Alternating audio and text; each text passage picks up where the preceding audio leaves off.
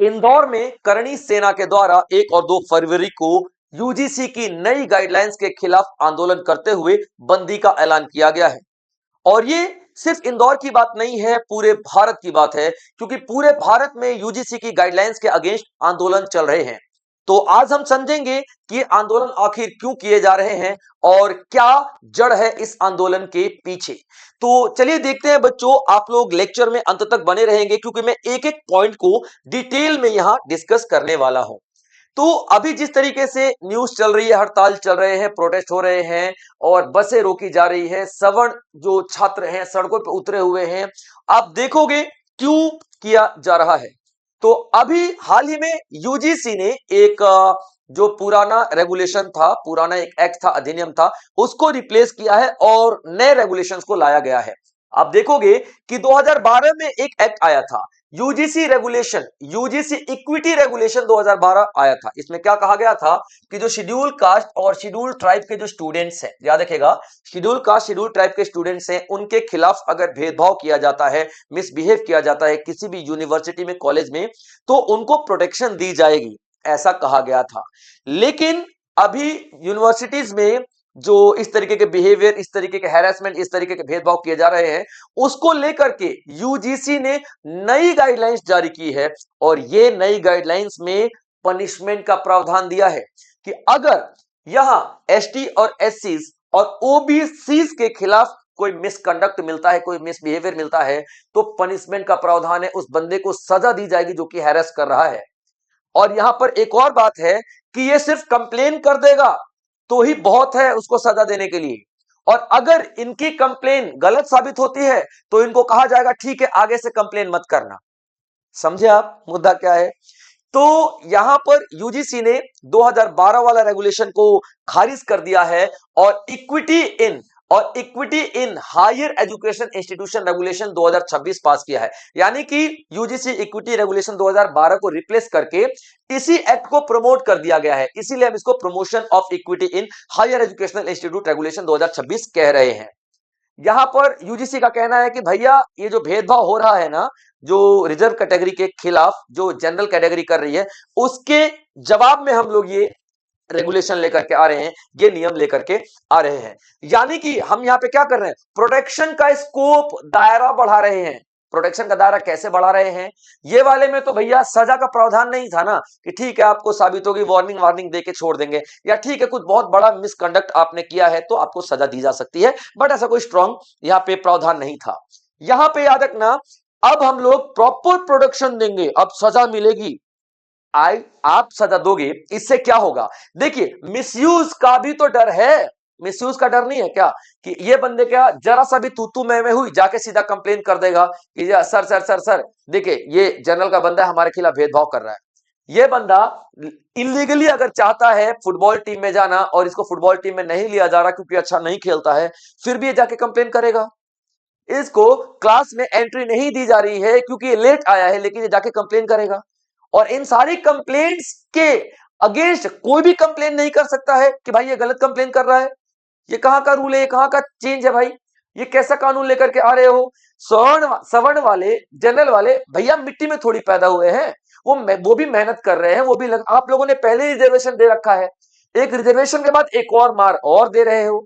भाई ये सब क्या कर रहे हो, ये क्यों कर रहे हो। आपको लग रहा है कि नहीं भैया हम लोग बहुत बढ़िया काम कर रहे हो, तो बढ़िया नहीं कर रहे हो। ऐसा ही काम 1904 में अंग्रेजों ने किया था, यहाँ पे विद्यार्थियों को बांटने की कोशिश की थी, और सिर्फ इसलिए बांटने की कोशिश की थी विद्यार्थियों को कि भाई साहब अगर विद्यार्थी पढ़ लिख जाएगा, समझदार हो जाएगा, तो सवाल करेगा, तो इनको तोड़ दो ना, आपस में लड़ेंगे, कट मरेंगे, हमें जरूरत ही नहीं इनको मारने की। आप भी तो वही कर रहे हो यार। विद्यार्थी पढ़ेगा, सीधी सी बात है, सवाल पूछेगा, लेकिन नहीं, आप तो बैठे हैं ना, आपके ऊपर जो नुमाइंदे है ना, वो आपको जो कठपुतली की तरह नचा रहे हैं, आप उन्हीं के इसमें आ रहे हो, उन्हीं के बहकावा में आ रहे हो, उन्हीं के प्रेशराइज में आ रहे हो। आप देखो ना, साफ नजर आ रहा है भाई, साफ नजर आ रहा है। ठीक है, आप ये भी प्रावधान रख देते कि अगर ये गलत प्रूफ हो जाता है इसका कंप्लेन, तो अब इसके खिलाफ कंप्लेन होगी, अब इसको सजा मिलेगी। लेकिन नहीं बेटा, नुनू नुनू आगे चमत करना, यही बोला जाएगा इसको, और ये तो बेटा चला जाएगा, कोई दिक्कत की बात नहीं है।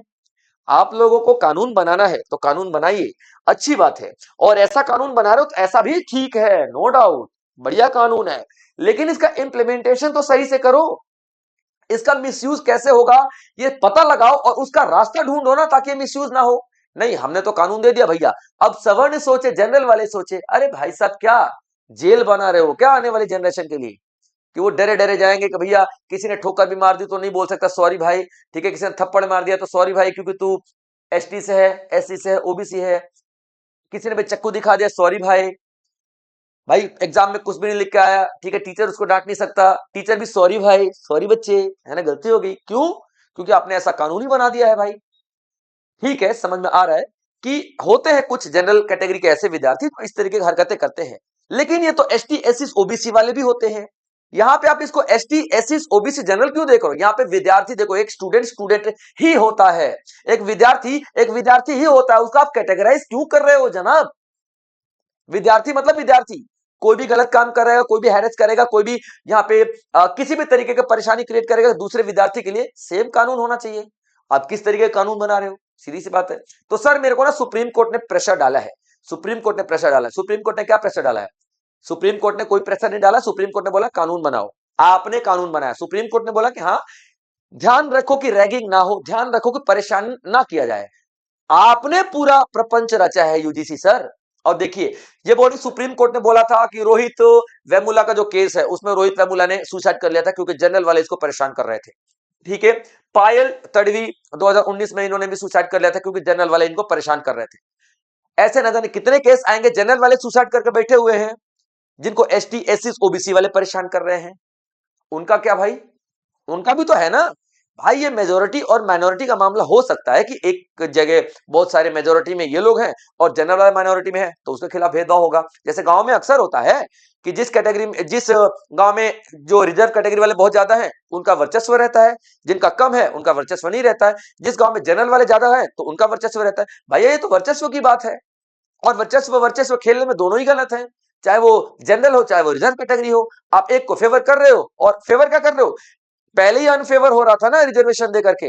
रिजर्वेशन फर्स्ट जनरेशन तक मिलनी चाहिए। अगर मान लीजिए मेरे पिताजी को रिजर्वेशन मिल गई तो मेरे पिताजी की ड्यूटी है मुझे अच्छे से पढ़ाना लिखाना। मेरे पिताजी फेल हो रहे हैं, मैं अगर नहीं पढ़ लिख रहा हूं तो, और अगर पिताजी पढ़ा रहे हैं फिर भी मैं फेल हो रहा हूं, तो ये मैं फेल हो रहा हूं।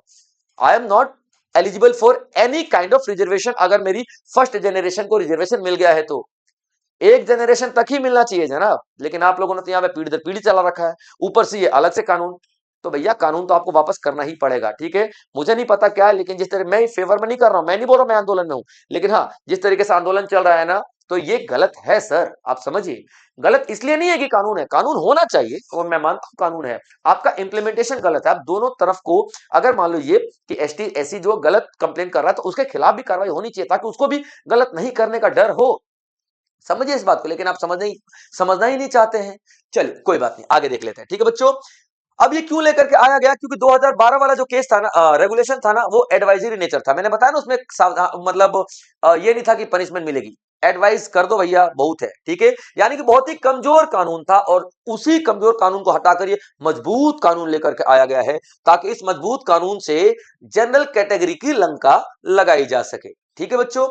अब यहाँ पे क्या बोला जा रहा है कि जो 2026 का रेगुलेशन है, ये इक्विटी के लिए ला रहे हैं हम, डिग्निटी ला रहे हैं, इंक्लूजन के लिए ला रहे हैं, ताकि बहुत सारे जो एसटीज एससीज के बच्चे कॉलेज में नहीं जा रहे हैं, ये सोच के कि भेदभाव होता है उनके साथ, मतलब गलत गलत काम किए जाते हैं, तो अब वो ज्यादा कॉलेज में एडमिशन लेंगे। भैया जिसको पढ़ना रहता है ना वो कहीं भी पढ़ लेगा।